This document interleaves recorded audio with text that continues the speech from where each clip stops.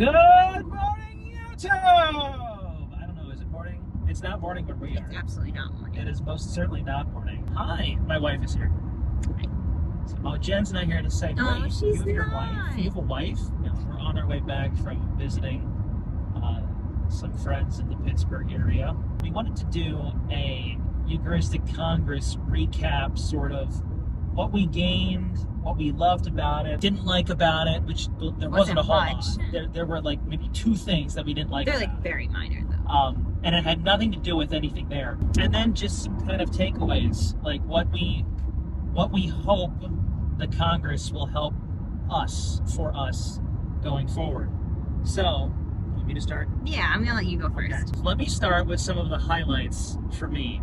Now, I have to almost go each day because every day just had something else greater, just about greater, than the day before it. Yeah, pretty much. So the way that this was set up, the morning you had the option to go to Mass if you wanted to, and then you had your what they called the impact sessions. There were, was it like 4 different kinds? 3.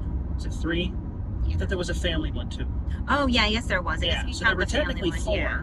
There were 4 kinds. The ones that were kind of geared toward what Aaron and I would have done, there was an encounter and an empower. And back like way at the beginning of the year when we signed up for these, you chose the encounter. I did, All yes, right. you're correct. And I chose the empower. So we were in different morning sessions. They were like, what was it, an hour and a half, I think? Approximately. Yeah, they were geared toward kind of where you saw your spiritual life. I think from what I remember reading, the encounter was more of desiring an experience of Christ. The empower was, you have experienced Christ. How can you be sort of missioned or empowered, really, to go out and help others encounter him through the empowerment you've received? And then they had, I think there was one called Revival. I think, yeah. Was it Revival? That was for like people in ministry. People in ministry, yeah. And then I think they had a family track one as well. They did, Oh, yes. there was also a teen one, I think. Yeah, there was a teen. There was a teen, so there might have been 5. Yeah. There might have been, yeah, okay. So there was that. Then, in the afternoon, like, starting around 2 o'clock, you had what they called the breakout sessions. And there were various different ones of these that you could sign up, and they were different. Basically, they were just different talks given by different presenters. Some pretty big name presenters, like Jason Everett was a big name that was there. Lila Rose, she went to a Lila Rose one. And then in the evening, like about 7 o'clock, was what they called the revival sessions. And that was everybody in attendance would go to Lucas Oil Stadium for a series of speakers. And then they also had, and I wasn't aware they were going to do this, but it was nice, we had adoration every night for, I'd say up to what, half an hour maybe? Yeah, I'd say that's the most. Like maybe like 45 minutes even. Yeah. So that's a basic gist of the day and how it went. So you had you could go to Mass, then you had your impact, break for lunch, and then your breakout, and then break for dinner, and then your revival in the evening. My impact sessions with the Empower were so wonderfully done.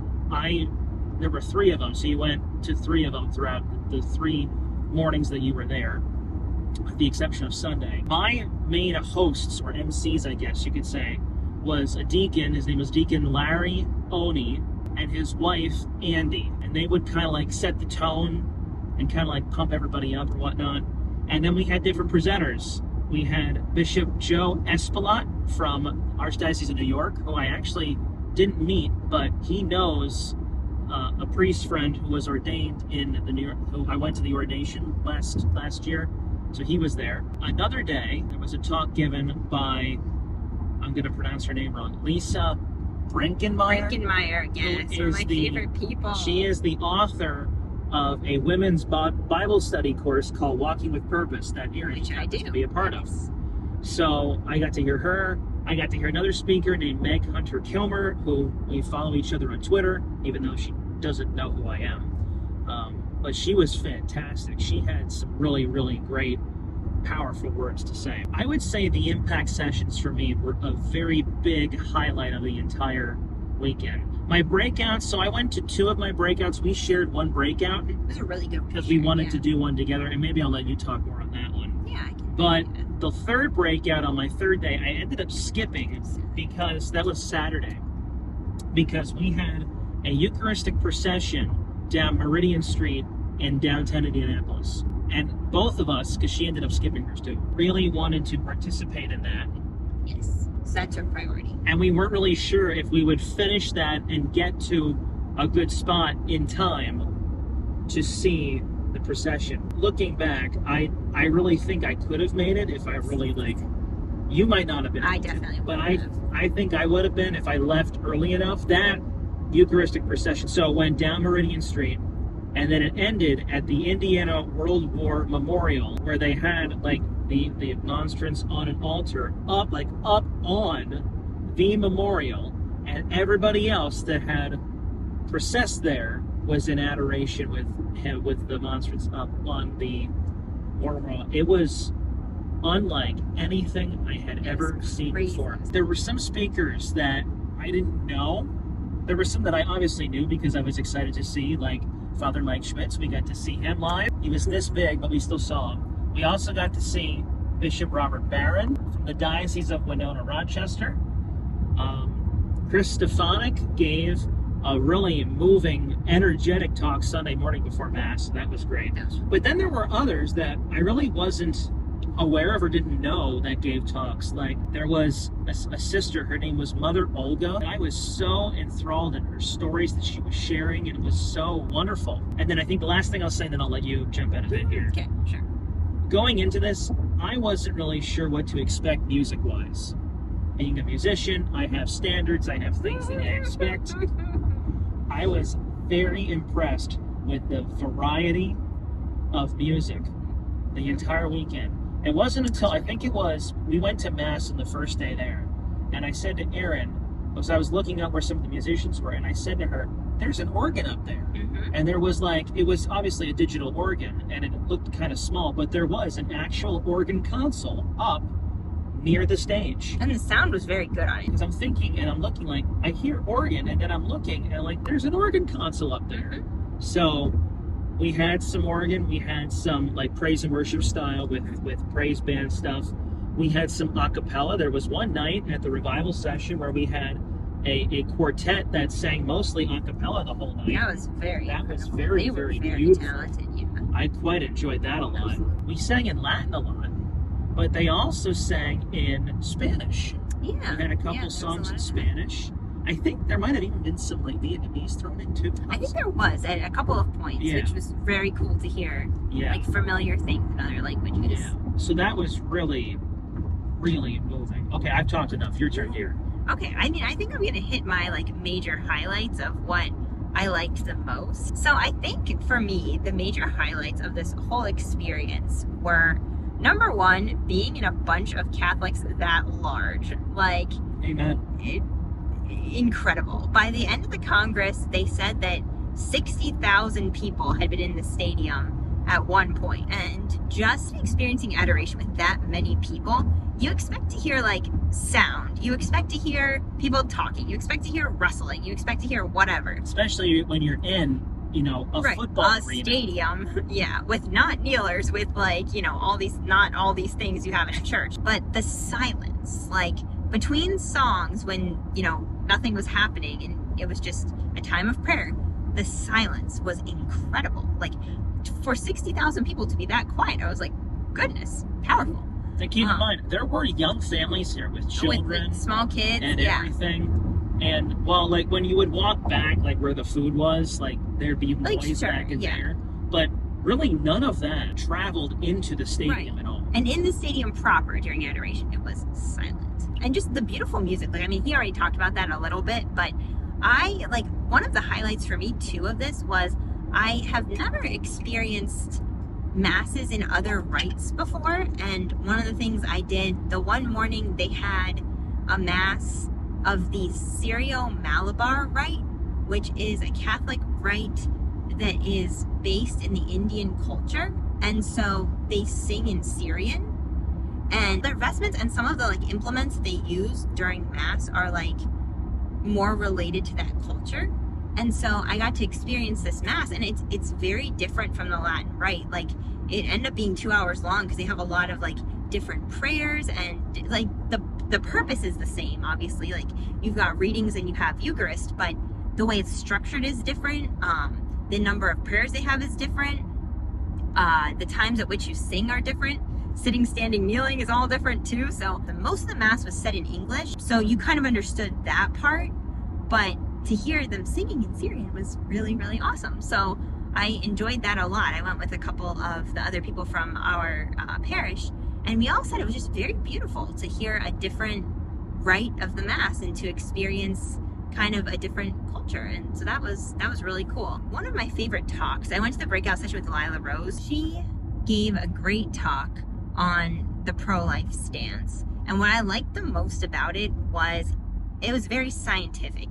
As somebody who's in the medical field, I like to lead with that when I discuss this particular cause, because I think sometimes it turns into a lot of screaming. And I think having the science to back up why you think what you think is very, very valuable. And she just had a lot of really good resources and explanations for different aspects of the pro-life argument. And what I loved most about her approach was that she was talking about approaching people with love about this topic, because I think, as I said, this topic is very polarizing. It makes people very frustrated, very angry when it's brought up. And so I think the idea of being able to approach people with love and to share truth is key and extremely important. And I felt that she did an excellent job of approaching it from a place of science and a place of bringing others to truth rather than screaming and telling people you're wrong. Like, I just thought her talk was amazing, and I really enjoyed it. Yeah, I think that about does it for me in terms of the highlights, because you hit a lot of my highlights as well. If you want to say more about the talk, the breakout session we went to. Oh, yeah, I can talk about that a little bit. What were their names? I forget what their names were. Dr. Andrew and Sarah Swafford. Dr. Andrew Swafford is a professor, I don't know of what, but he's a professor at Benedictine College in Atchison, Kansas. The talk that we went to was based on a book that they've written together. About relationships. Right. The book is called Grit and Grace. There's something else in that title too, but I can't think of off the top of my head what it is.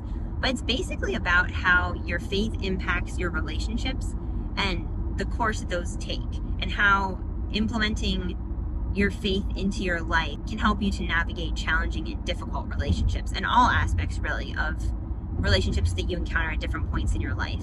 And we just thought it was cool because it could apply to so many people. It could apply to college kids. It applies, to us in relationships with coworkers, friends, family, all of this. And it could really be relational to anyone of any age. So I just loved how applicable it was kind of across the dynamics of the age range you had there. So that was really nice. And I think at some point I'd like to read that book so that I could kind of understand the roots of their talk a little bit more, because it was really impactful. I enjoyed it a lot. And they had some really good examples of how they have worked to foster grace and faith into their own marriage. Okay, so we're going to move into the next section, which is, and I said this isn't a big section, the challenges or the not so good parts of the conference. Very few. No matter where you go. And again, I'm not trying to highlight the negative points, but there were a few negative things. And the two that I'm going to mention, and if you want to add more, you can add more, dear. I think you're going to say the same ones. I'm going to say the same things that you are. The first thing was there were so many people.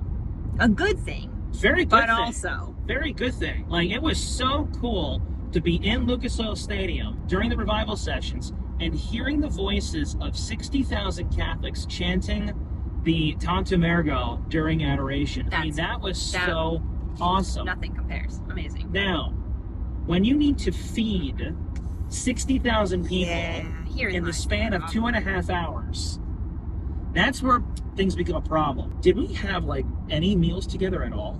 We might have had one meal together. No, because I ate with Perry the one day. You did eat with Perry? Yeah. Yes. So, number one, the food there, while it was very good. Yeah, it was not terrible. It was not stadium terrible. Food, not bad. It was not terrible. Convention center, not bad. There just weren't enough places to go with the amount of time that you were given between sessions. Can I highlight this for a minute? Go ahead, yes. Like, for example, I would get out of my session at 12:15 every day, and there were a few days I had a session at 2 o'clock. And so from 12:15 to 2 o'clock, I had to go figure out where I was going to get food and make it to my next session, which sometimes was not always in the convention center. It was in like the hotels or wherever. So you have to put in travel time there. So you probably need to leave around 1:30 to get wherever you're going next. And so it's pretty much like you've got an hour in between. And when you're trying to stand in a line that's already, 30, 40 people deep to try and order lunch, it doesn't always work out so well. So that was a bit of a challenge. So there was a lot of peanut butter cracker eating, but that's okay. Peanut butter cracker and beef jerky. So yeah, first thing, food options, while very good food, And the stadium food trucks were food, good too, yeah. they had food trucks that I just feel that having more options or having more places open would have alleviated a lot of that stress Yes. in finding food. Now, there were restaurants within walking distance that you could go to, but sometimes, like, if they didn't take mobile ordering, Right. you would have to go there and hope that the line wasn't, half hour long. Yeah, or some even had like a policy where like normally they do takeout, but they weren't doing takeout during the time of the Congress, and you had to sit down if you wanted to be served. And so that was like, now your wait time is possibly like 45 minutes and you need to get somewhere. Like the day Perry and I had lunch, it was like we got in, we waited 45 minutes. It was 2:15, my session was 2:45, and I was like, all right, we finished eating and I was out of there. Yeah. So that was the first thing, was the food situation. The second thing, when it came to the revival session, the entire conference was what they called general seating. Yeah. There were no assigned seating sections. Now, the only thing that I did notice in the pamphlet and in the app that they made was it said, supposedly, that floor seating was only open to full event pass holders. I think so many people were full event pass holders. I don't know if they were checking that, but like the one night when I mentioned I think it was when Father Mike Schmitz was there, we ended up all the way in the 500s because we could not find even 2 seats together. And it wasn't even like we were really late. It was just we were trying to get food in the stadium, but we still were able to see that talk and enjoy that talk. It was very, very good, but that was a bit challenging, just like trying to find 2 seats together and there's nothing. And then the other thing you have is you have people that are there that are saving entire rows for people, and the rows were maybe like 25 seats? 20, 25 seats. Yeah. So you'd have like 1 or 2 people and the entire row would be saved for who knows how many people. So those are the 2 main struggle points. Do you have anything else? I think like really the only other thing I can say is like my impact sessions were in Lucas Oil Stadium, because the encounter track that I picked for those sessions was like the general one that kind of you got dropped into if you didn't pick one of the other 2.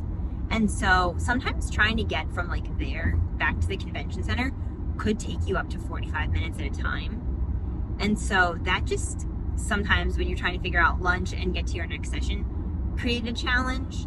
But I also think like there's no way, like I gotta give some grace to the planners of all this, because like even though it was 2 years in the making, there's no way to know how many, like, that you were gonna have potentially 10,000 extra people. Like they were expecting 50,000. No, I think they were expecting 80,000. Oh, really? I don't know.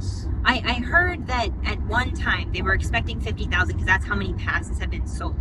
And so then they ended up with 60,000 people having traversed through there at one point. That's like an extra 10,000 on what you were already expecting. Like, I feel like that's kind of challenging to coordinate and to know how the flow of things is going to go, especially too when it comes to like local restaurants and what their policies are going to be. So like, I can't really fault the Congress people for that.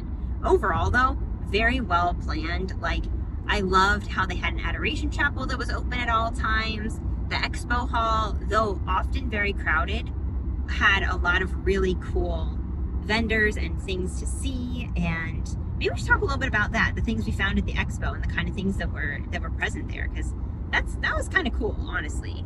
On the topic of policies, real quick, there were some policies that we were made aware of before we got to the Congress, and then when we got there, they were like, guess what? This no longer is needed.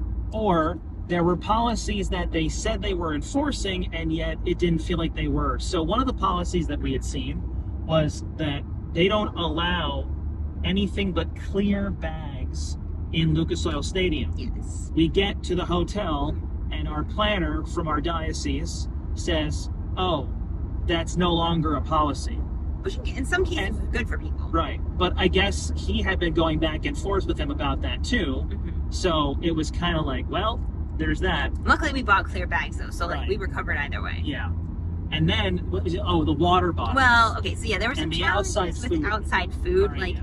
there were some questions about outside food. Like, one day I went in for my session and I had like crackers and jerky and all this stuff and water in my bag. And then like the second day, the thing beeped when I went through the metal detector, and the guy went through my bag and told me I couldn't have any of my food. And I was like, okay.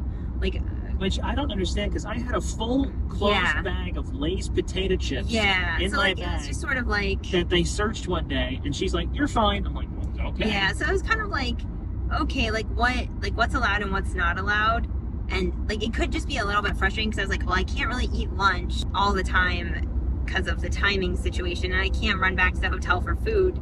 So like I'm not really sure like what the best choice is here. So that could be a little bit frustrating. But other than that, I feel like it was really, really well done. Okay, so the last section, what are we going to do now? One of the things that was said throughout the weekend, but especially highlighted in the closing mass, was this is just the starting line. I think Father Mike Schmitz, in his talk, used the words like, the Congress isn't the end. It's not the finish line. It's the starting line. We go, and by we, it means all of us there, we go out from here, back to our diocese, back to our homes, back to wherever it is that we came from, and we put what we've gained from this into our lives. So how do we do that? I think both of us are still discerning, what that means for each of us. I have my own thoughts of what I'd like to do. When she was going to that Syrian Rite Mass, I was in adoration. And I spent about an hour, like that's the longest I think I've been in adoration in years. I spent an hour in adoration, and I was just kind of like seeking, like, what is it that I need to do when I leave here? What we're doing there is not the end. It's just the beginning of all this. So this is kind of vague, and it might be vague for both of us because we're still discerning it. It's only been about not even a week yet since when we're filming this. So since the Congress happened, like we were still there a week ago. So I think we're still trying to figure out and discern what it is for each of them, at least for me. You can talk about, your own things there, dear. But I think for me, I'm still discerning things. And I have thoughts and I have ideas of what I think needs to happen. But I want to make sure that it's the right thing and the right things. Going to continue to pray about that. Going to continue to trust in the Holy Spirit, which came up a lot over the weekend. Not surprisingly. Exactly. That's kind of where I am. Again, I know that's kind of vague, and I'm not trying to hop out of an answer, but that's where I'm at now. What about you? Well, I know one concrete thing that we kind of decided already together is we like the idea of incorporating adoration into our schedule more so. I mean, he has the opportunity to go a lot of times because of during the school year how his schedule works and the fact that it's offered during the day at our parish. But just being able to kind of incorporate that together as part of our schedule in an intentional way is something we've discussed, and I think that's a really great idea and a very good starting point that will help to clarify the rest of how we're to go forward. I'm still thinking too. I have a lot of things rolling around in my mind about what I heard and what I saw and what I learned. I need to figure out what the best way to go forward is. I don't have a clear idea yet, but we're working on it. Is there anything else we want to talk about in here? I can't think of anything else. Do you want to talk at all about the expo hall, or are we good? Well, we can. So one of the other things, in addition to the breakouts and the impact sessions, is they had an exhibit hall that had various different Catholic book sellers, Religious orders, yes. Different colleges, like Benedictine College had a booth. I think Franciscan University of Steubenville had a booth. Knights of Columbus had a booth. Our Sunday Visitor had a booth. Any kind of big name Catholic thing West you Coast could Catholic. think of. Yeah, they were there too. They also had what they call the official merchandise store for the Eucharistic Congress. So I got a nice polo shirt. Did you It's get nice. anything? I didn't from that store. The line was way too long, and I realized you can also order it online. So it's kind of like, if I I really think I want waited like 40 minutes. yeah, I figure if I really want something, I'll order it online. But because I didn't feel the need to stand in that line, there were other things in the expo hall that I was seeking. I got a lovely rosary bracelet from Choose Life. One of the favorite things that I got that I found, completely unaware that they made these, I was walking by this church supply store booth, and they had a holy card book. Yeah, this was cool. That you can put your holy cards in. And I'm like, I've never, like, almost like an address book, but for holy cards. It's like, pretty cool. I have so many of these, and I had just reorganized my desk like 2 weeks, maybe not even that, before we went out there. And I bought them. I think I said to the attendant at the booth there, like, this is neat. I've never seen these before. And he said, yeah, they're pretty popular. So it's sitting on my desk at home. It's almost full already. Yeah, it's cool. It has like nice clear sleeves inside, so you can see the front and the back, and like see the prayers on it. So that was a good investment, I feel like. What else? I might need to get a second. Well, I went to the Walking with Purpose booth because they had one in there, and so a couple of friends from church and I went to go find the Walking with Purpose booth together, and we took a picture. It actually ended up on the Walking with Purpose official social media, so that was very cool. I also bought a devotional there because I really like Walking with Purpose, and I think the devotional I bought is actually on the Hallow app as well, so it'll be kind of fun to follow along the devotional and the app itself. There's so much more that we could say. We could talk about Jonathan Rumi being there. Oh, yeah. I saw Matthew Kelly there. We could talk about all the other priests and bishops and people that we recognize from other dioceses. So I think it's best if we just end that. It was truly a experience that I don't know if